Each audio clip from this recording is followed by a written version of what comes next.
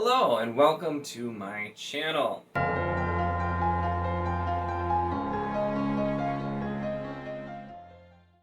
In this video, I'm going to be doing the Take a Trip book tag, which I was tagged in by Andrew's Wizardly Reads, my good booktube friend and the co-owner of the Wizardly Duo Discord.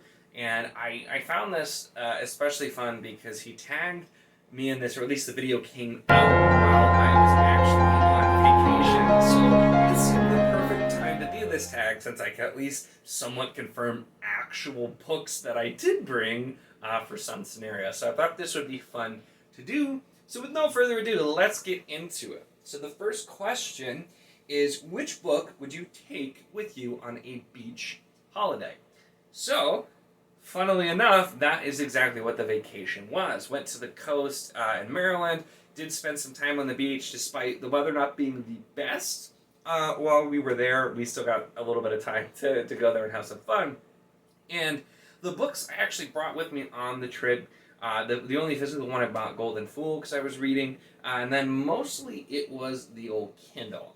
Specifically, I was worried that my books would get wet or just like sanded or something, so I didn't want to bring a physical book.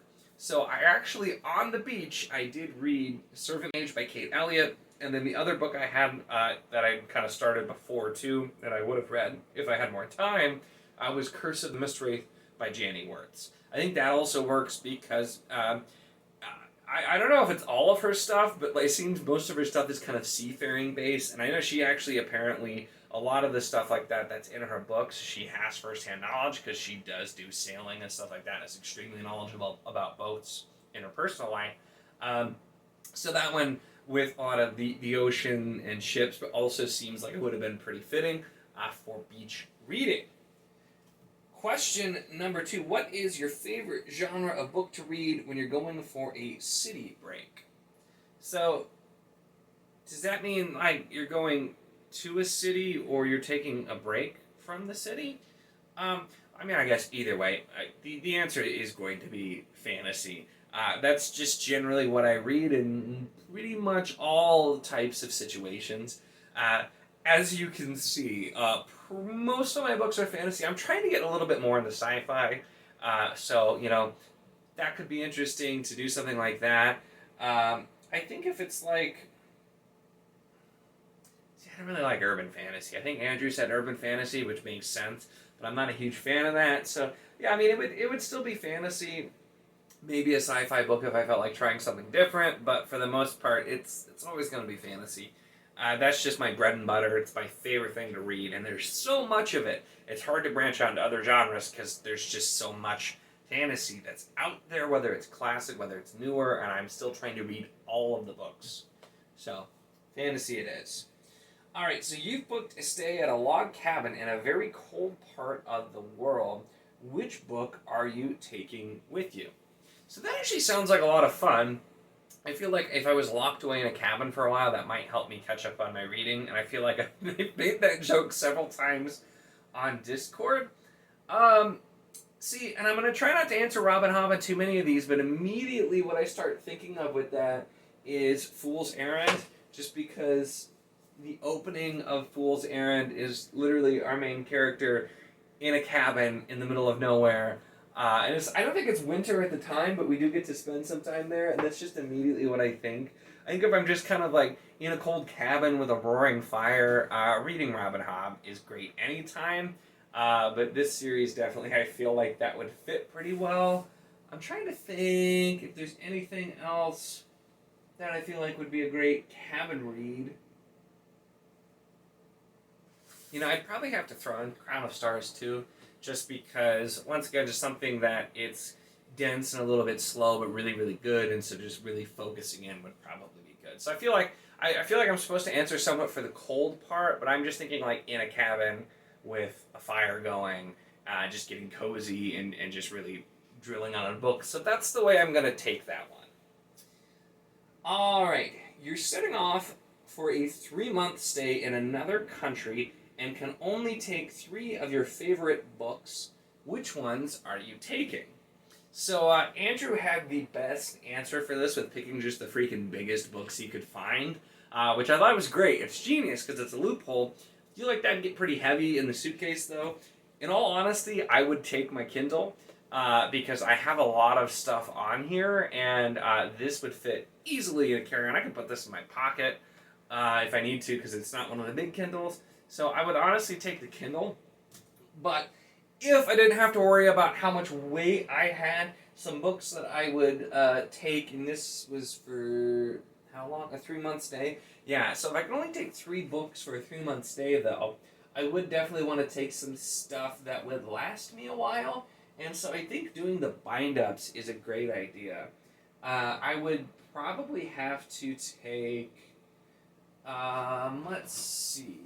Okay, this is the only one I'll combine with Andrew, but the Earthsea collection, which is gigantic, that would be a great time to actually read through all of this.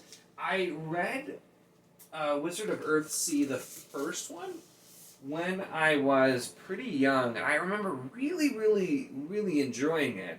And I think I tried to read like the second book at some point, wasn't feeling it, and then just forgot to ever go back to it. So I'm really excited to read that, so I think that would be good. Another one that I think would work out really well, which I'll actually be reading later this year, but haven't, is the Long Price Quartet. This is not like terribly long. The text is very small though. So this is 4 books, and it's just under 1,000 pages, but I mean, if you look at this is one of those things I was talking about, the big book tag. That is very small text. That is much smaller than the average book. So this would be a really good one that it would take a while, and something I'm really, really excited to read.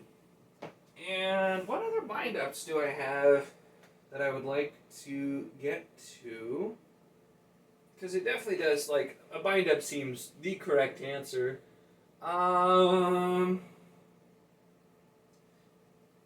Let's go with.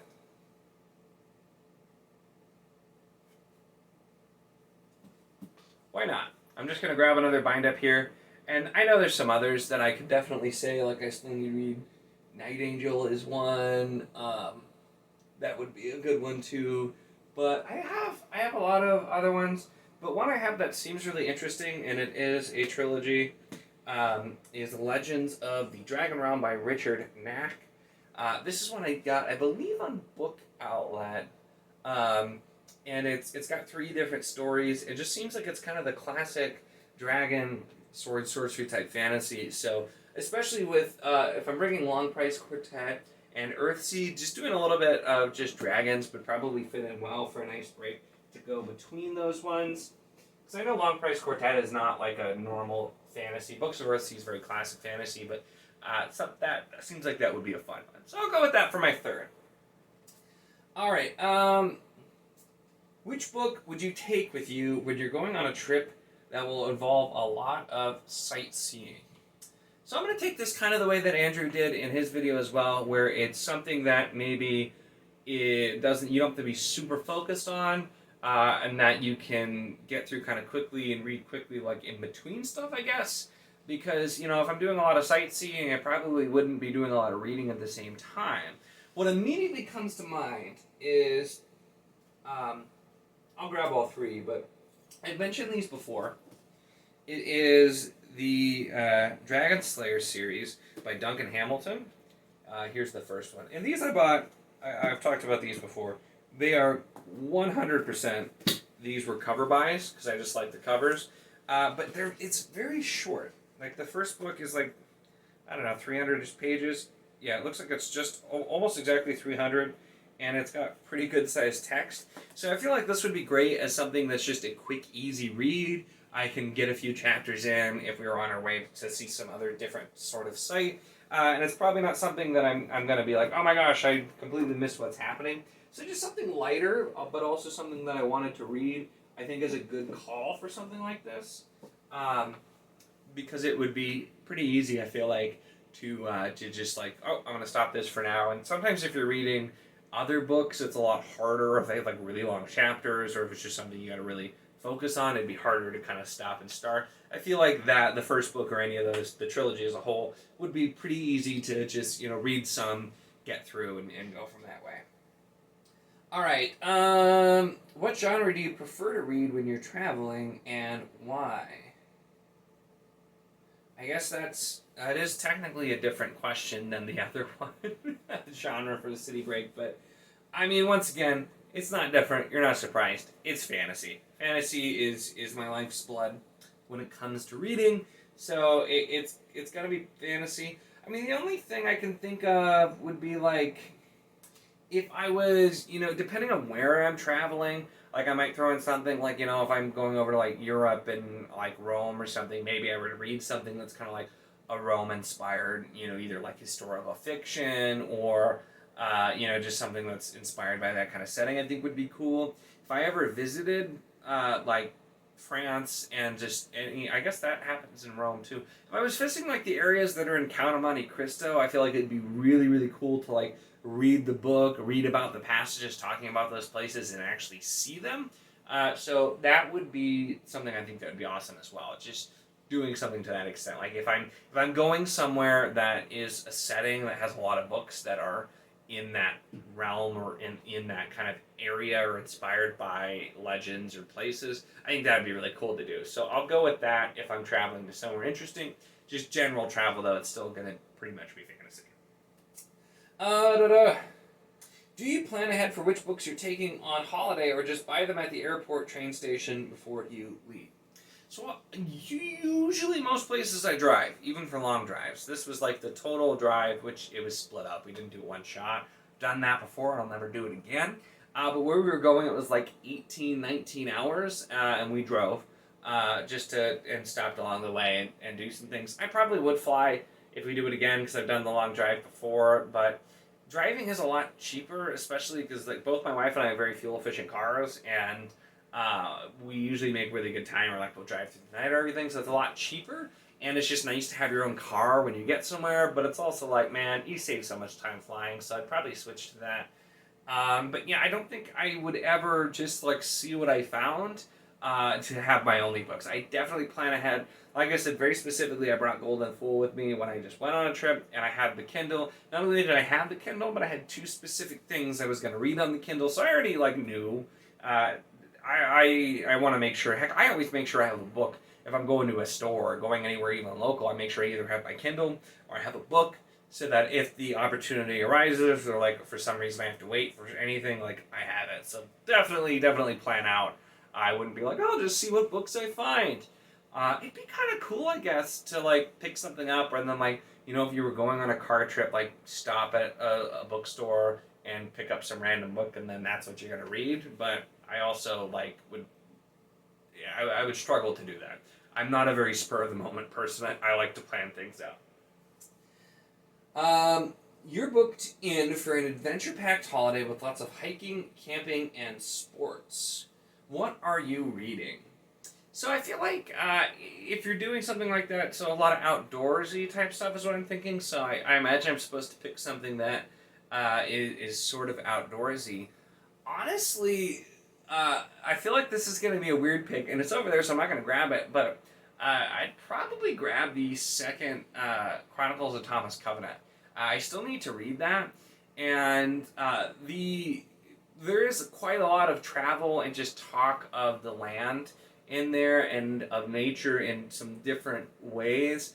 But I feel like if I was out in nature and then just reading about the land, I feel like would be very interesting to do. So probably kind of the weird answer, but I feel like that would be pretty cool. I would, for something like that, I definitely would bring some books, but I'd want them to be smaller. Usually if you're like camping and hiking, you want to travel light. So those I have in mass market paperbacks. They'd be pretty easy to carry. I could always bring my Kindle too, but wouldn't take up a lot of room and would probably be an interesting read for that. Those are ones that you kind of have to focus on though, so I don't know how much reading I would get done in that scenario. You're going on an all-inclusive holiday with plenty of sun, food, and cocktails. Which book will you be picking up to read by the pool? See, right off the bat, by the pool makes me nervous. I don't want my books to get wet, so probably the Kindle. But something that would just be a nice read while relaxing. What could we pick for that?